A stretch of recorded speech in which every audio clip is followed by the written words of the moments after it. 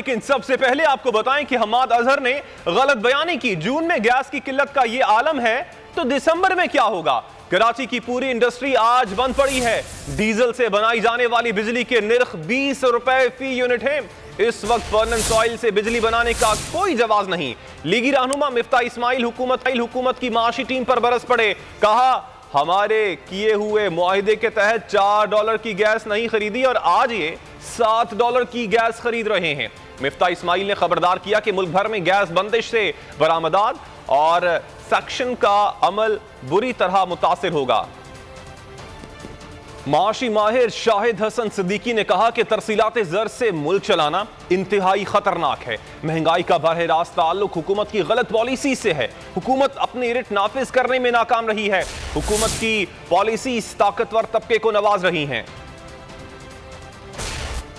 पाकिस्तान में जो महंगाई है उसका बरह रास्त ताल्लुक हुकूमत की गलत पॉलिसियों से है और जो है अपनी रिट नाफिज नहीं कर रहे हैं। तो उसके जो लोग जखीरा अंदोजी और मुनाफाखोरी कर रहे हैं, पाक टैक्स की चोरी के नुकसान पेट्रोलियम लेवी और यूटिलिटी बिल से पास करेंगे और सब्सिडी लेंगे तो फिर तो यही होगा कि जो महंगाई हो रही है पाकिस्तान में, रुपए की कदर भी प्रेशर में आ रही है।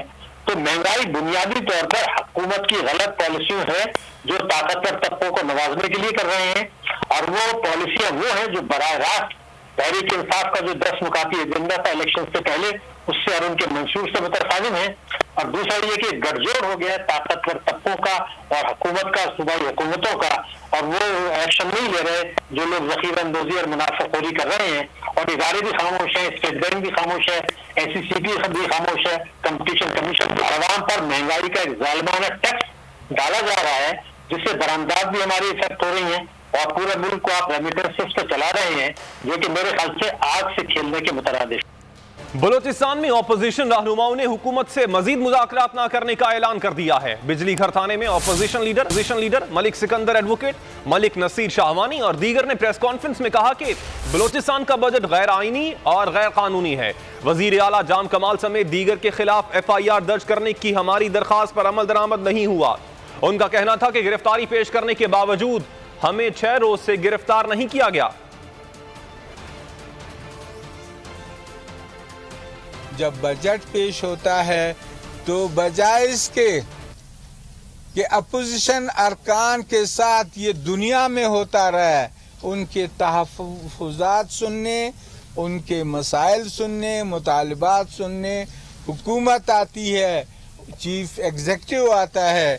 इन्होंने हमारे अपोजिशन के अरकान पे बख्तरबंद गाड़ी से हमला किया और इनको कुचलने की कोशिश की, जो संगीन जुर्म है, नाकाबिल मुआफ़ी जुर्म है।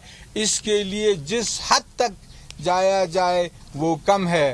अपेरेंटली ये बजट गैर आईनी, गैर जमहूरी और गैर कानूनी है।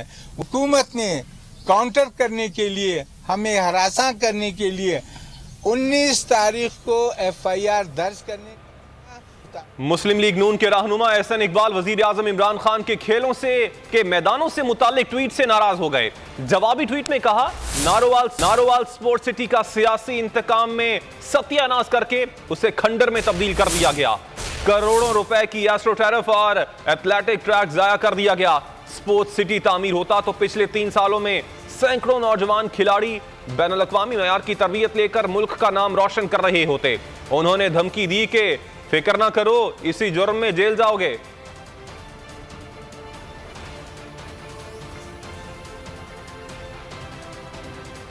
और वजीर आजम पाकिस्तान इमरान खान ने एक और अच्छी खबर सुना दी। ट्वीट में बताया रोशन डिजिटल अकाउंट ने नया संगे मील अबूर कर लिया है। रोशन डिजिटल अकाउंट में बैरून मुल्क मुकीम पाकिस्तानियों की सरमायाकारी $1.5 अरब से भी तजावुज कर गई। नया पाकिस्तान सर्टिफिकेट ने सरमायाकारी भी $1 अरब से बढ़ गई। अभी आपको बराह रास्त लिए चलते हैं इस्लामाबाद, जहां पर वफाकी वजीर फरोग नसीम तकरीब से खिताब कर रहे हैं। जो समझे कि पूरा की पूरी जो सिस्टम ऑफ गवर्नेंस है एडमिनिस्ट्रेशन ऑफ लॉ में, वो जब तक चेंज नहीं होगी, जब तक हमारे वकील जो है वो आगे आके हमारी बार एसोसिएशन और बार काउंसिल अपनी लॉ मिनिस्ट्री को गाइड करें, बताएं क्या करना है, और कैसे दाद रसी होनी है। इन दी एंड मैं एक दफ़ा फिर एक एक करके मैं नाम लेता हूँ। जत्ताज गुल वजीर साहबा, अली मोहम्मद साहब, फारूक हबीब साहब, फैरिस साहब। वफाकी वजीर फरूक नसीम इस वक्त इस्लामाबाद में तकरीब से खिताब कर रहे हैं। खबरों के सिलसिले को आगे बढ़ाते हैं। मुआविन खुसूसी फिरदौस आशिक अवान का कहना है कि पाकिस्तान वजीर आजम इमरान खान की क़यादत में अपना खोया हुआ तशख़्ख़ुस फिर से हासिल कर रहा है।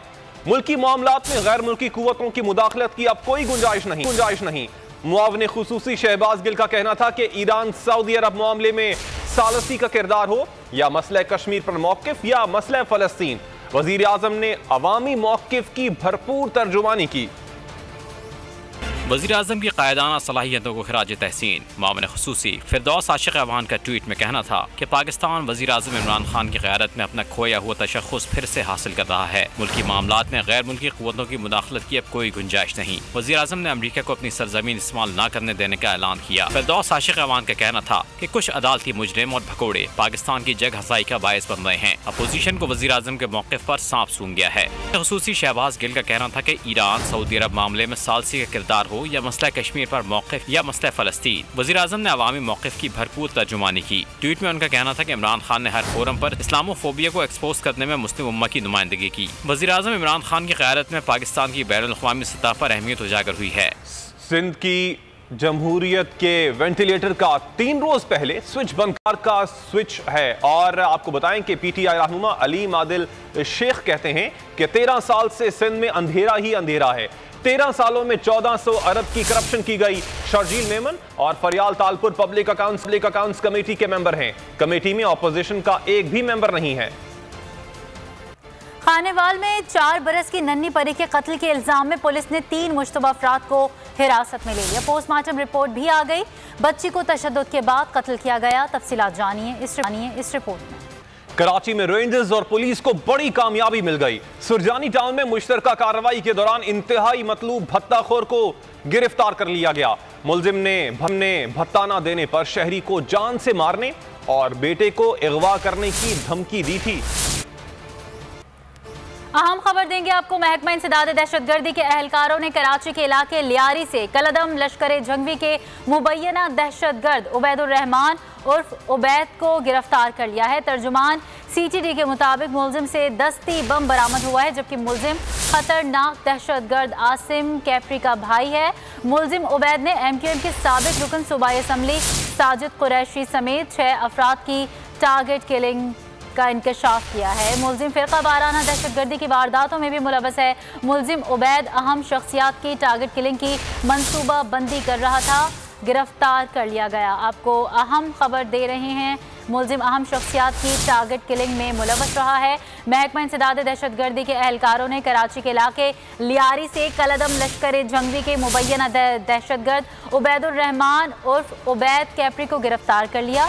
तर्जुमान CTD के मुताबिक मुलजिम से दस्ती बम बरामद हुआ है। मुलजिम खतरनाक दहशतगर्द आसिम कैप्री का भाई है। सलमान सलीम इस खबर की तफसीलात हमें मजीद बताएंगे। जी सलमान, बताइएगा।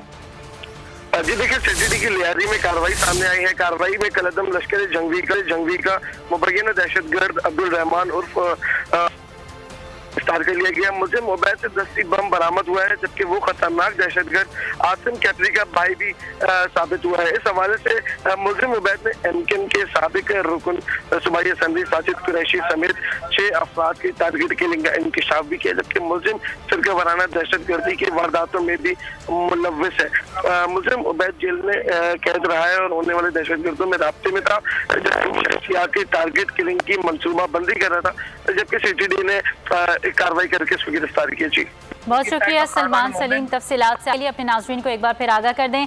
महकमा इंसदाद दहशतगर्दी के अहलकारों ने कराची के इलाके लियारी से कलदम लश्कर जंगवी के मुबैना दहशतगर्द उबैदुर रहमान उर्फ उबैद कैप्री को गिरफ्तार कर लिया।